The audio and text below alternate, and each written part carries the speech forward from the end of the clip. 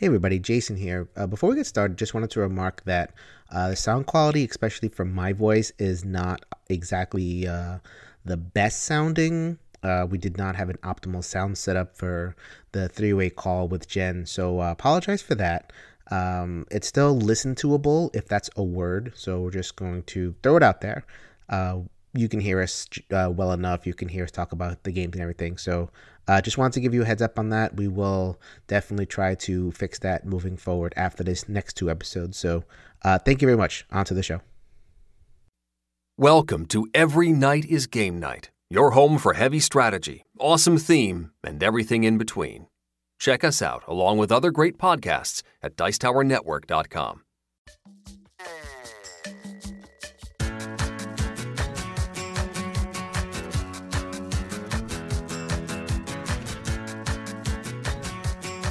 Every Night is Game Night, episode 86, Board Games Inspired by Books.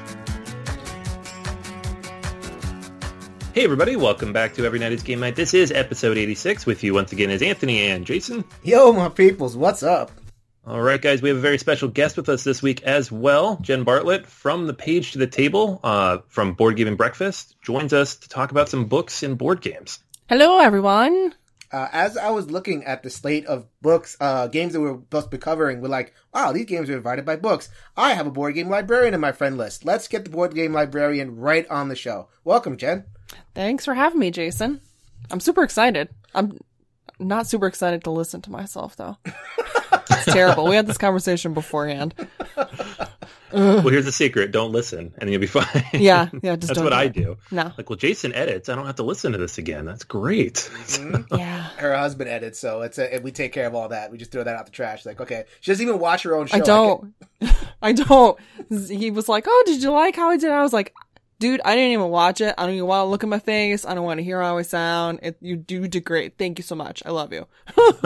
Thank you for selling our episode, by the way. I appreciate it. If you don't want to listen to yourself, how are other people going to listen to you? Yeah, no. Oh, God. So wow, we never actually do like the jokey cold open that other podcasts do. I guess we just have to invite Jen on. We'll do the jokey cold open. Woo! Yeah. Who knew librarians were so much fun?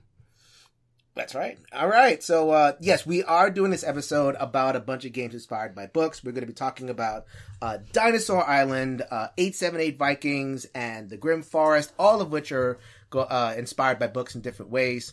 And by the way, I did keep my promise. Anthony is back on the show after, international tabletop, whatever, and all the stuff going on. So welcome back, Anthony. Can't miss that either. Yeah, because I wasn't in Connecticut, so I was here. In Pittsburgh, enjoying a nice, quiet tabletop day at home. Yeah, more or less. There you go. There was a few events at my local store. My local store doesn't have the play space that yours does, so it's not a hangout spot that day. All right, so we are going to get to the games in just a second, but before we do that, we are bringing back our acquisition disorder segment with Liz, here to talk to you about the latest Kickstarter that you should check out. Hey gamers, this is Liz Davidson from Beyond Solitaire, and I'm here to encourage your Every Night is Game Night acquisition disorder. This week I want to talk about a game called Mr. Cabbagehead's Garden. Mr. Cabbagehead's Garden is a 15 to 20 minute game for 1 to 2 players. It's designed by Todd Sanders, who recently had another Kickstarter success with Pulp Detective. In Mr. Cabbagehead's Garden, your job is to assist Mr. Cabbagehead, a cabbage man who lives in a world of anthropomorphic vegetables. All he wants is to tend his vegetable garden and win the prized blue ribbon for his efforts. But his annoying neighbors make that difficult, because they tend to stop by and snack on whatever he's growing. This game has gotten a lot of love as a print and play over the last couple of years, and it will be great to see it published with high-quality materials that will show off the game's quirky art. Art that was inspired by images on Victorian-era seed packets. If you're looking for a quick and quirky solo game, Mr. Cabbagehead's Garden may be for you. The campaign ends on May 30th. All right. Thank you, Liz. Now I'm realizing I think this was the first week where we're recording far enough ahead where I have absolutely no idea what Liz is going to talk about. But in Liz, we trust. On your face. We may call the segment In Liz We Trust. Just I like that. Yeah. I like it. She's going to send in a thing where it's just like, Jason's going to hate this game. It's just going to go off on you for like 10 minutes. As you're editing, you're going to be like, oh, man. Some giant faceless Euro with no theme. All right, so let us get to the episode finally. Games inspired by books. The first game we're going to talk about is a pretty hot game, I believe, delivered at the beginning of the year. And there is a second wave that is either on Kickstarter or shortly moving after it. This game is Dinosaur Island. Anthony, hit us up with some knowledge. All right, guys. So Dinosaur Island, if you cannot guess, and you should be able to guess, it is based on Jurassic Park in many ways, which is, of course, originally a book, going back to Michael Crichton's books. Dinosaur Island is one of the brightest board games you'll ever see, that's for sure. It is this neon pastiche 90s explosion of board games. If someone's playing it and you walk into the room, you're going to see it. And that's not necessarily a bad thing. For some people it is. I've known some people are not a huge fan of how this thing looks, but I like it. The basic idea of the game, though, is you are going to be building out your little dinosaur park. And you'll be doing this through a number of different actions. The game takes up a tremendous amount of table space, and it seems like it should be this big fiddly mess, and yet somehow it's really not. Every time I play it and I'm setting it up, I'm like, man, this thing's a mess. But it really is fairly smooth. Everything flows together nicely. There are 4 different phases in every round. The first one, you're going to assign your scientists, and when you do this, you can get new dinosaurs to build, and new DNA off these dice cubes, or you can upgrade the DNA that you have available in your storage. And the way that works is you can collect a certain amount of DNA, but you need to increase the storage to make that number higher so that you can build the bigger, scarier, cooler dinosaurs that are going to get you more points at the end of the game. The second phase lets you buy various upgrades, things like new actions, new buildings you can put out on your park, restaurants that get you money, specialists that give you special abilities, lots of cool stuff you can do there. And then phase 3 is worker placement. Everybody has their own little worker placement board, so you're not sharing space. It's not like that, fight for what you want. That's more the phase 1 and 2. But you have a limited number of spaces. And so you're going to assign all your own workers to your own board, do everything that they give you, which will various things like increasing your security level to protect you against all these dinosaurs you just bred, getting more money, trading in for different types of DNA, and of course, breeding more dinosaurs. The final phase is to score everything you just did. And the way this works is kind of cool. You draw these plastic meeples out of a bag, and the number of them is equal to how excited people are to come to your park, which is based on how many dinosaurs you have. And then you will then assign them to the park. If you get there's these little hooligan meeples that don't pay you to get in, so you don't want those. The rest of them, however, are just regular old people that are going to go in your park, and they're going to give you money to get in, and either give you victory points if they see a dinosaur, or money if they visit a restaurant. And that's basically it. You do that round after round after round until the end game is triggered. In a multiplayer game, the end game is triggered by these objective cards. There are a set number of them that are put out, and once most of those are gone, I think it's 4 out of the 5, the game end triggers. You can set up a short, medium, or long game, and so the various objectives are harder to get up to a long game. It's usually something like 4 to 6 rounds, though, 2 to 3 hours, give or take. The solo game, which is very interesting because it's not just, kind of this take on the bot necessarily, is you have a set number of objectives in front of you, and what you're trying to do is complete these objectives in a certain order. So you draw out however many rounds are, I think it's 7, and then you will complete them one at a time, or you can do more than one at a time if you want. But the way to score the most points is to complete 1 per round, and ideally kind of min-max your park so that you're getting everything possible as you move through this. Most of the rest of this is the same. There's a few small tweaks. You're going to flip over these cards that tell you which things to remove every round. So you'll take some of the dice away, some of the dinosaurs away, some of the things you can buy away to simulate other people buying stuff. But there's no bot, there's no cheat bot, there's no automa really. It's fairly simple and low key, so you can just kind of focus on the game and building up your own engine. I liked it. I mean, whereas the full game takes 2 to 3 hours with everybody, the solo game takes maybe 30 or 40 minutes at the most. and it really lets you kind of explore different things you can do. The flow of the game is different. There's more rounds than you would have in a a multiplayer game. The objectives are a little bit different. There are these plot twists you can throw in the regular game, and you can put them in the solo game, but I generally don't. That kind of tweak one or two of the rules. So there's a few things that are different, but for the most part, you're playing Dinosaur Island.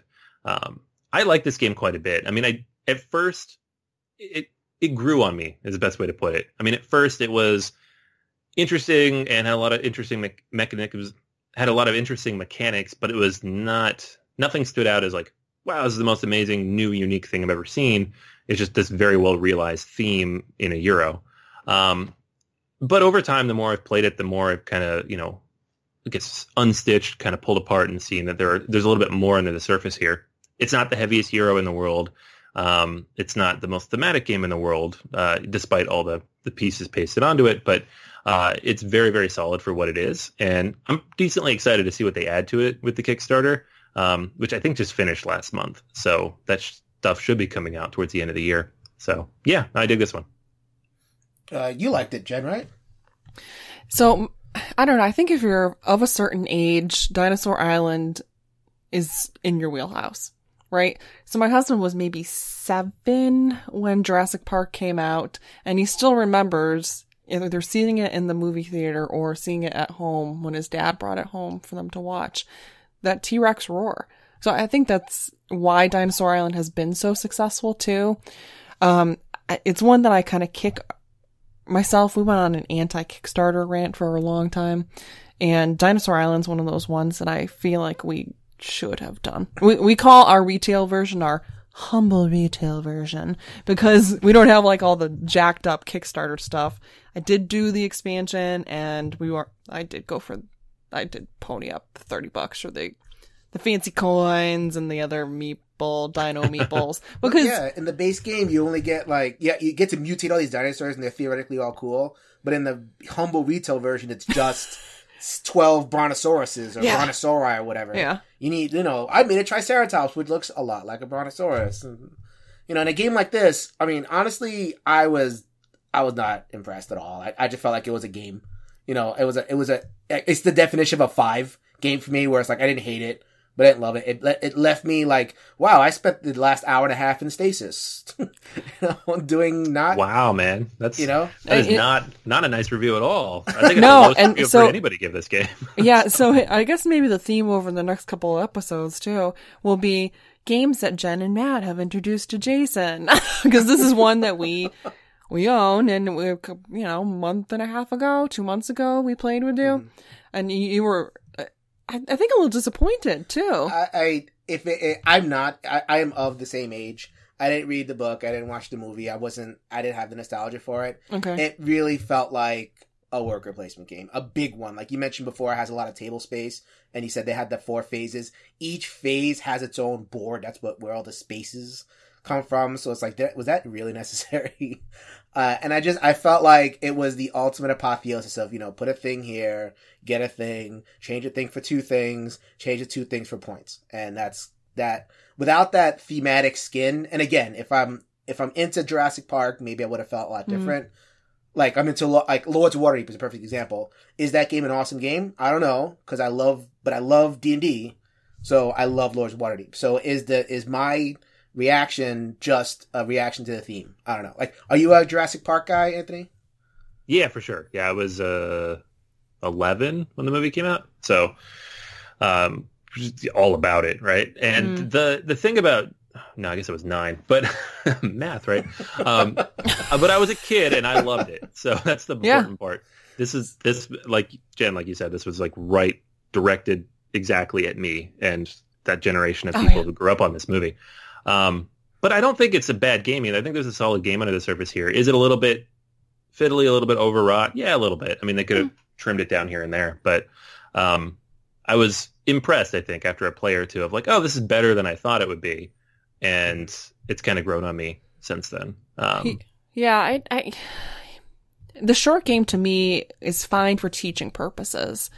When I taught it at the library, Brant Sanderson, who's on the Portal podcast, taught it for me.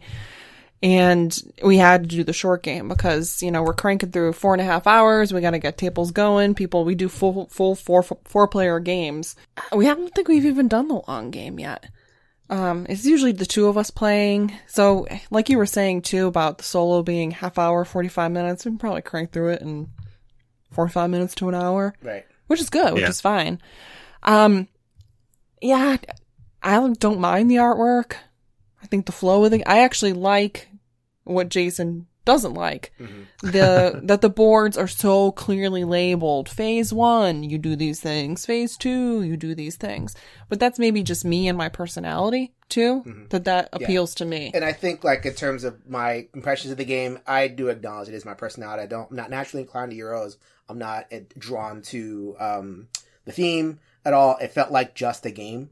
And I know a lot of folks just say the same. It's not a bad game at all. It works. Like, it's solid. But it's just a game to me. So I think you need to bring something to this game. You need to bring a love of Euros or a love of dinosaurs and Jurassic Park or whatever to like this game. But if you have those things, then yeah, sure. I think I can totally see digging it. Yeah, I mean, if you like pushing cubes or dinosaurs, this is probably you'll like the game. That would be my guess. All right, so that was Dinosaur Island. All right, cool. So we are going to take a little bit of a left turn in the podcast just for a second. We normally cover games that are both multiplayer and solo. And we had a perfect game for this, a solo game based on a book, Nemo's War. And we were like, okay, we're going to do this. But both Anthony and I had the same experience with Nemo's War. We have it, we lay it out on the table or try to, and then it's like, And I know you guys are going to flame us for this because it's not that complicated of a game, but it's a little bit of a bear to learn. That's all. Yep. It's just a bear to learn. It is big, and the second printing was Overwatch. So we're like, okay, we're going to review this. Okay, let's go in a different direction with this. Wait until our brains are a little bit are ready for this thing. So we are going to hold off on our Nemo's War review for a future episode. We've decided to put in two games that are based on books, but don't have a solo mode. So in case you're listening for that, just wanted to give you guys a heads up. Hopefully this is the last time I apologize for that. I just want to be able to talk about games in this show. So I have not played this game. Anthony and Jenn are going to talk about 878 Vikings. Jenn is going to give us a description, and Anthony's going to tell us what he thinks. Academy Games, to me, almost always hits it out of the park. And what I love about 878 is that they're continuing to build on this system of light to medium war games that I feel like your average person can play. That's what I love about Academy Games. Deeply historical, very intuitive too, sometimes card driven, and don't have that barrier to entry that I feel like a lot of GMT stuff has. Or GMT stuff can be real super fiddly, lots of pieces. 878 again just keeps building on that. So we encountered it last year, mostly because of a TV show called The Last Kingdom. I don't know. Are you watching Last Kingdom, Anthony? No, I don't think I've seen that.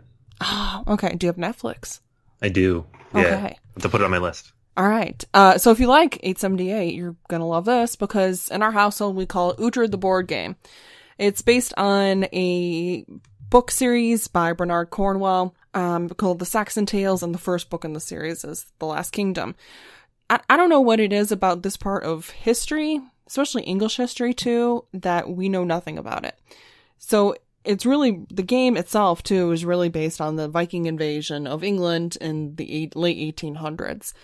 Yeah, I mean, the theme, it's a funny thing too, because the theme is not something that immediately pulled at me. And this is an interesting theme for me. You know, I studied a lot of this time period and the literature and going back in early England, you know, in school, but just didn't, that's not what jumped out at me. What jumped out at me is that I played 1775 and 1754, the Birth of America series, and that's what this is based on. It's the same kind of card-driven war game system, and 1775 is one of my favorite games that's like that. And so when this one went up on Kickstarter and they're like, oh, it's like that, but we've introduced leaders and there's miniatures. I was like, done. Yeah. Money. Take my money. Yeah.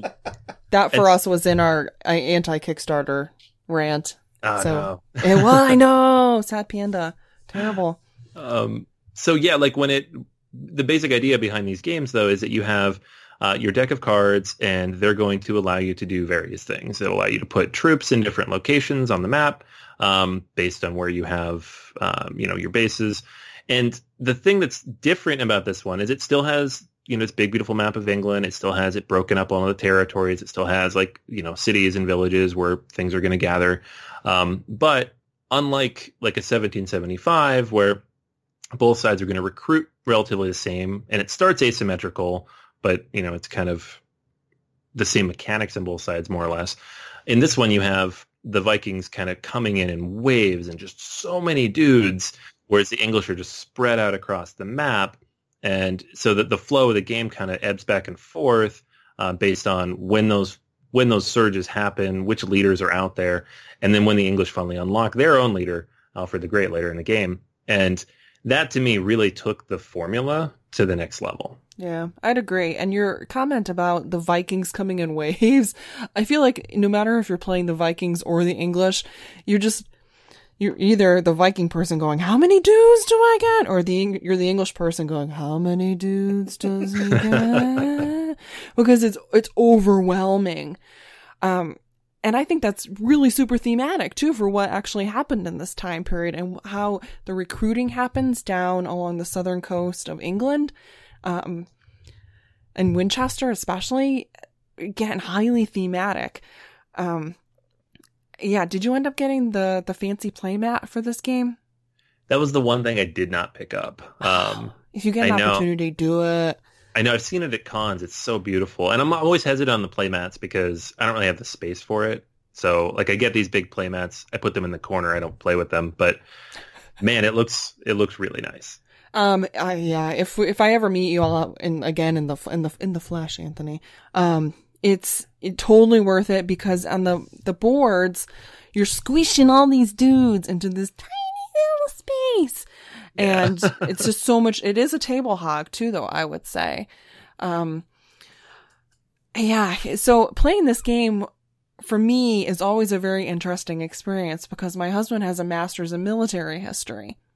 And so strategy and tactics for him is like, I just kind of do the best I can and I muddle through it and I go, well, maybe I'll win. I never win. But I like playing both sides too. Because you get a different experience, I think. How would you say this game works as like an educational tool? Like, do you feel like, because some games you play them and I want to learn more about what's happening. So like, that's one of the great things about the interaction of books and games where like, I'm looking at, you have 1775, 878 and Freedom, like right in a row on your book, on your shelf I'm looking at. Yep. 1960s above it. Wow, you have a lot of this stuff. Imagine that. A Board Game Librarian has a bunch of games based on books. Do you feel like this game is successful in kind of like getting you interested to learn more about what's going on? Okay, so to me, that's the wonderful thing about Academy games and their almost entire collection of stuff. The Conflict of Heroes line that they have, Freedom. You and I should have a jam fest on Freedom and invite Brian. Brian's my gaming mentor. I love Brian. That and there's awesome flavor text, and they do a huge amount of research over there, and they enlist the help of professionals, like professional historians, to help them out and make sure the facts are correct too. And Uwe and the gang over there, that's why they really only do one game a year. It's because they spend so much time making sure it's as historically accurate as it can be, that the quality of their stuff is awesome too. Quality is the best it can be, and that you're getting an awesome game. And for this, using this in a history class, I would highly recommend it because you see it, again, as Anthony said, these waves of Vikings just invading England. There was a reason why I chose it as my first segment for From the Page to the Table. I love this game. I love the Last Kingdom book. Hugely readable too, book series. I could go on about books forever, but I know we're about I'll cap you. Don't worry. Yeah. We talked about it earlier. The waving finger, which is fine. Sorry, you go ahead, Anthony. Go do it. So you like the game too, right, Anthony? Yeah, no, this is one of my top games from last year, and I knew I would like it because I've played the other games in the series and I like the mechanics, but I didn't think it would jump to the top of my list because, again, I've played the other games in the series and I know the mechanics, and just their ability to take that system, completely rethink it, make it thematic to that time period, and then add all these extra layers of cool stuff. I don't know which one they're doing next. I know they're working on something, but they're continuing the. We're continuing. Sorry, I get excited. Yeah, I want to know. Yeah. They're continuing the Birth of America series. They're going to do a early Civil War one, and I saw they have a picture on their Facebook page. Maybe France, something with France. I know. Europe. Yeah, so they're going to continue the Birth of Europe series too. Have you done any of the expansion stuff yet? Not a lot of it. No, I mean, I have it all mixed in, and I feel like we've played at least one or two of the modules, but I couldn't remember which ones. But there's just so much good stuff in here. Oh, and lots of replayability, I think too, especially with the modules, because then you can add forts in, and we of course you got to put the little dude inside the fort. Oh, it's just. Yeah, I love their stuff. Anytime they say that they're publishing something, I always take notice. I love their stuff. I'll say it over and over and over again. And we reviewed Conflict of Heroes. This was a while ago, right, Anthony? About a year ago. Yeah, has a solo mode, and I think it worked out pretty good. So I'm pretty sure you can bodify. I think that a lot of these war games you can kind of bodify one of the sides, and I don't think that would be too much of a stretch. It's definitely ripe for some fan expansion content, if anything. So yeah, that is 878 Vikings. So we are going to continue on our little traipse through games inspired by books. We're going to take a really significant bend over here. What's with all these left turns, Jason? What's with all the left turns? Left turn! Left turn! So... It's like being in a taxi cab in New York City where the taxi cab driver's just meow. No, the left turns are bad because that goes against traffic. No, we're not. Don't worry about that. Anyway, so we're gonna talk about the Grimm Forest right now. Another multiplayer game. This game is like an anti-solo. This game depends entirely on player interaction. But I love it. You guys know I love my theme. I love my, games that pop. This game, oh my God, this game has so much pop and flavor. Let me go through just how it works really quick, and then I'll gush about the components and all that other stuff. Okay, so in the Grimm Forest, like I said, it's a competitive, kind of light. It takes about a half hour to play. In this game, you're a little pig. I think you're the descendant of the three little pigs, and now you're building up your empire of buildings or whatever. I don't know, something like that. But you are a little pig trying to build houses before any of the other pigs. Mechanically, it's a resource management game. You're trying to gather as much brick, wood, or straw as possible and build 3 houses before anybody else. That is the end game condition. It's not a point scoring game. Just build 3 houses over the course of however many rounds before everybody else builds their houses. Pretty straightforward, except there's a lot of, kind of take that, I'm going to deny you resources. I'm going to take away certain things, like special abilities and everything. It's not mean. They're not just going to destroy your house or whatever it is. But, it's a kind of in that family friendly, good natured kind of way. Game is 2 phases. In the first phase, you're going to pick a resource location. So there's these markets, basically. You're going to pick a location secretly. Then you're going to go to that location. And depending on how many people are there, you might have to either share it, or if you're alone, which is the best thing, you get it yourself. So there's the kind of read your opponents, where they're going to go, where they're not going to go, try to avoid them, get all the resources yourself. And then in the second phase, you're going to build, or you're going to get these special ability cards. So, those are the cards that let you manipulate, resources, either get a bunch of resources or steal resources from other ones. Then, as you are building everything, you're going to eventually get some friends, which is where the fairy tale element comes in the game. The friends are these cards, and it'll be Alibaba or Thumbelina or Hansel and Gretel. And they all have that kind of mischievous quality to them. And this is where the Grimm Forest kind of builds upon the fairy tale kind of pedigree of, that's borrowing from. In the sense that, if you just go by Disney or how fairy tales work recently, it's everybody's nice to each other. Alibaba's so nice. Jen's laughing. We just played last night. There you go. So everybody's so nice, but like in the if you actually read the original story, it's like Rumpelstiltskin's kind of a bad dude. And there's a couple of there's a lot of those stories where it just doesn't go the way you want it to go. And this game brings that sensibility back, but in a very cute way. So you're really realizing that some of these fairy tale characters are tricksters and they don't really have your best interests at heart, but at least they import that in a family friendly way. So I was really impressed with how they were able to integrate that. The other way in which the game kind of carries forward the theme is the components. This game is overproduced and I love it. This game is so overproduced. It has the inserts that are like special custom crafted, like in Mechs vs. Minions. Yes, that Mechs vs. Minions that was like produced by this crazy company that had billions of dollars behind them. But, so it's the same insert. So it's like, why is this in like the simple take at game? Why not? The pigs look great. You get to summon monsters. You get to summon like trolls and dragons and stuff. And you would think like as well crafted as they are, they did a lot. Nope, they show up for a round, they do a thing, and then they disappear, not to be used in the game again. There's no reason for this. You could have used a standee. I don't care. I love it. It just adds to the theme and everything. So just a whole bunch of good in this package. So this is definitely a case where if I was bored by Dinosaur Island because it was kind of like this very steady, iron count that has stayed Euro, I'm guessing Anthony is not going to like Grimm Forest because it's all sorts of random. All sorts of like you're building up and all of a sudden through no fault of your own, something happens and it's not going to go your way.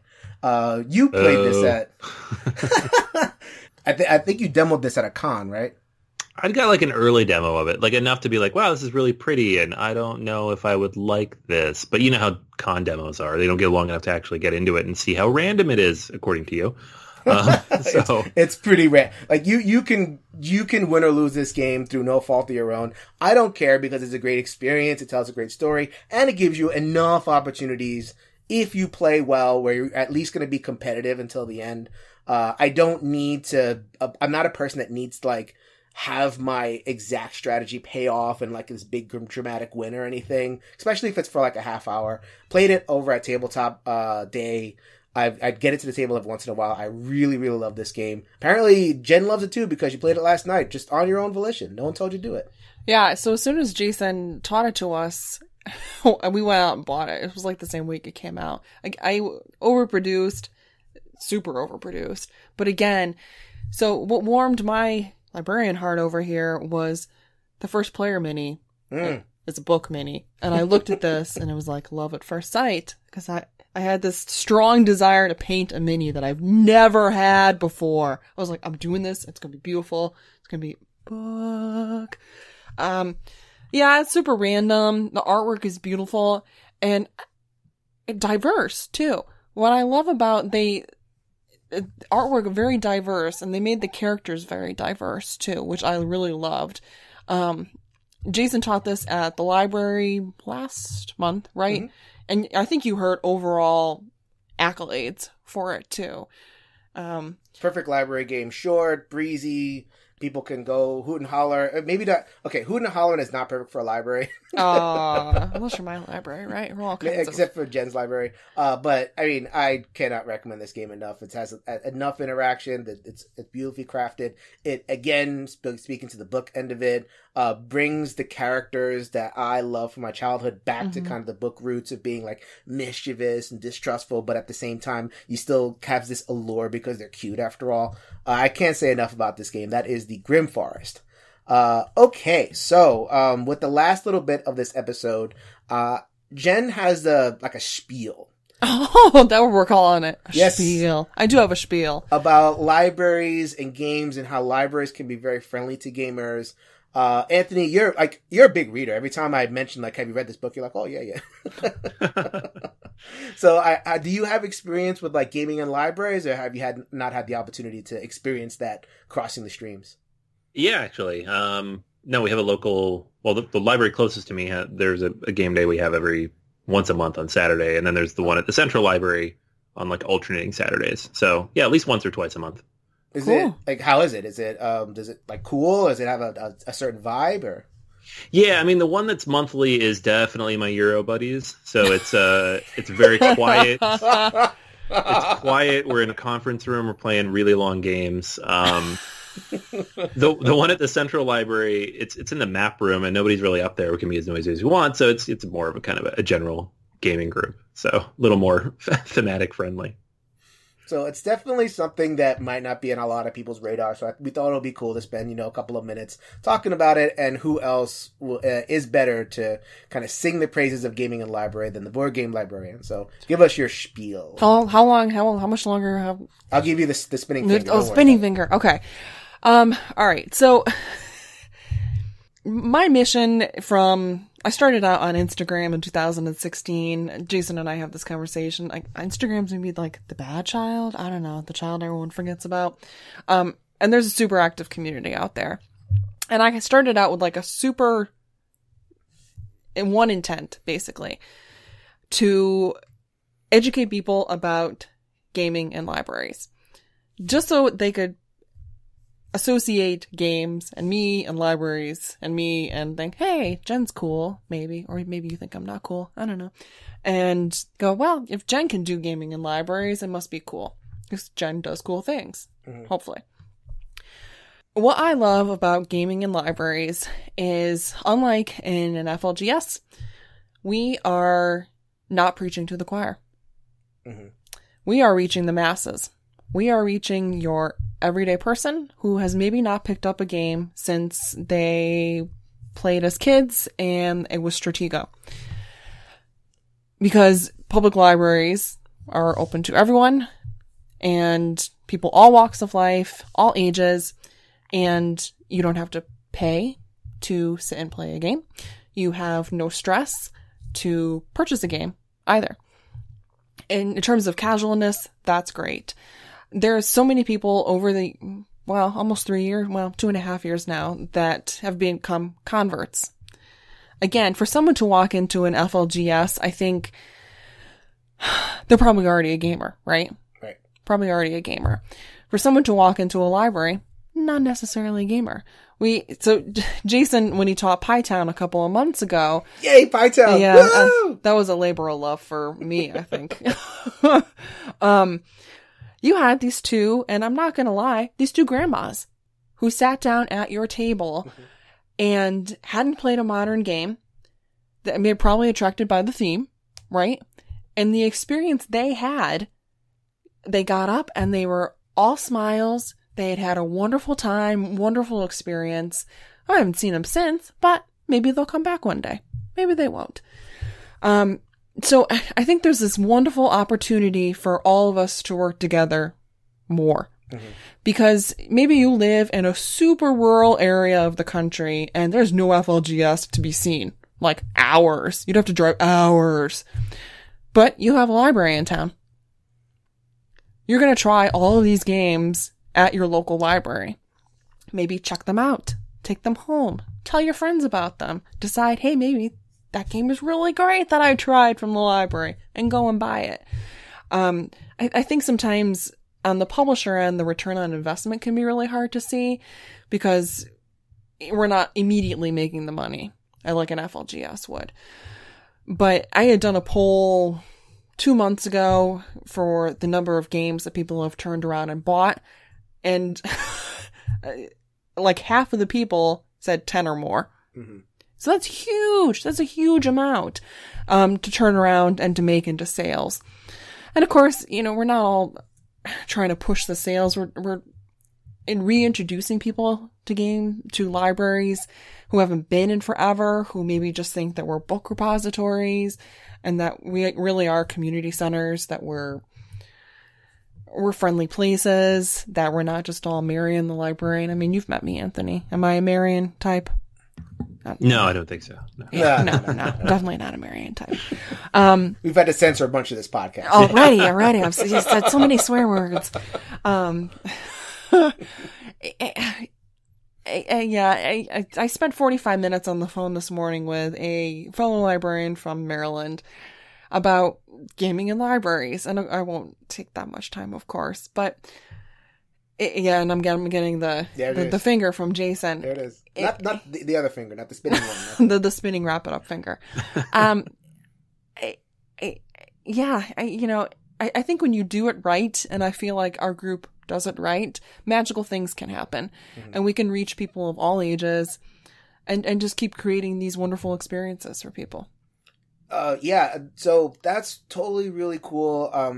I would love if every library had this. Unfortunately, not every library has these games. Or a Jenn. Right. Or a Jenn, exactly. Someone, an enthusiastic librarian who's willing to build the board game collection. Part of why I wanted to do this was to encourage people to advocate at their libraries, to make it a space where gaming is welcome. I think it's really important because, as Jenn was kind of touching on, libraries kind of push against some of, I guess, the downsides of the board gaming community in the following ways. One, it is an alternative to the FLGS. We like to say that they are their friendly local gaming store, but it's still true that FLGSs have a high barrier of entry. It's still true that you go in and you're overwhelmed, and it really is, a bunch of people playing Warhammer or Magic or whatever. It's very unfriendly to new players, whereas the library just kind of come in and do your thing. The other part of the board gaming culture, which is unfortunately thing we all struggle with. We all make jokes about it online, but at the same time, it kind of hurts. It's a pricey hobby. Like, it is something, like, I'm looking at your shelves. I'm seeing Star Wars Rebellion, Imperial Assault. I mean, you guys have kind of dedicated this is your hobby. So of course you're going to be doing that. But like, if you're just want to stick your toe in the water, it's like, where do I even start? In terms of like building my collection and looking at other people posting their shelfies, and it's like all this stuff, and you feel like, oh my God, I'll never catch up. So it kind of creates anxiety where there doesn't need to be. Being at a library, you can kind of like just go. Hopefully you have a Jenn or somebody that cares. And you can just kind of like, build, try stuff out casually, slowly, kind of ease into it. And then the last one, relevant to our, kind of audience, we have a lot of solo gamers in our audience. It's a nice quiet place to play. You can just go and find, like you were saying before, Anthony, like you go play in the map room. There's always rooms in a library where nothing's going on and nobody's there and nobody's looking at you. If you wanted to like just get out of the house, take a walk, which we always advocate, always go outside at least a little bit. Head over to the local library, go to a quiet room, and then just like plop down something solo and everything. So all that good stuff, it's very overlooked. I wish we did have a little bit more press about it. So, in absence of that, we're going to try to get our little word out there. So that's kind of why I wanted to do the episode. Yeah, and I think being on the Dice Tower 2 now and Board Game Breakfast is really helping what I'm all about too, which is advocating for gaming in libraries. And again, that association that people are making with me and doing that too, and the books. Oh, the books. Is you want people to have positive associations with things too, right? You don't want someone going, well, Janet really hit me up for a 15-cent fine at the library for my book that was a day late. No, you want the two grandmas who sat down at Pie Town gushing about their wonderful experience that they had and sharing it with all their friends and encouraging people. Yeah, so thank you for saying such positive things about it. And I didn't pay him either. I didn't I didn't give him like a prescribed list beforehand. Oh, these are all the things I want you to touch on. No, you banged those right out. I love it. That's right. Anthony, anything else to say about gaming libraries? Yeah, I mean, I think for me, it's good because my FLGS doesn't have gaming space, so I game in coffee shops and libraries. So, yay! It is really like, if I go to the FLGS, it's to hang out, buy stuff, and talk about games. And then if I actually want to play something, go somewhere quiet. And the library is much nicer than the coffee shop, which is never quiet. So, and nobody's going to spill anything on your games. But yeah, it's an important part of the community, and it always has been for me. Like you said, I read a lot. I've always read a lot. And as a kid, with no money, that's where I would spend many of my weekends, swapping out, big piles of books for more big piles of books. So, being able to kind of incorporate that now in the hobby I have now is awesome. All right. So that is our Gush Love Fest on Board Gaming and Live. Aww. Don't worry, guys. A lot of positivity in this episode. We are going to make up for that next episode. Stay tuned for next week to find out what we're talking about. So until then, Anthony, take us away. Yeah, that's it. So like Jason said, make sure you tune in next week. We're gonna have a fun one. fun for us anyways. We're going to be talking about some games that maybe aren't so great. But in the meantime, if you're just listening to this, make sure you stop on by. Let us know what you think. Give us some feedback. Share what your thoughts are on the games we talked about today. Any games that you love that are based on books. You can hit us up on Facebook, on the Board Gamers Anonymous page, or on the Solo Gaming Group, as well as everynightisgamenight.com, on Twitter at ENGN_podcast, or just shoot us an email. But until next time, that's going to be everything for this week. So go ahead and grab a solo game off the shelf, and let's make every night game night. Later, everybody.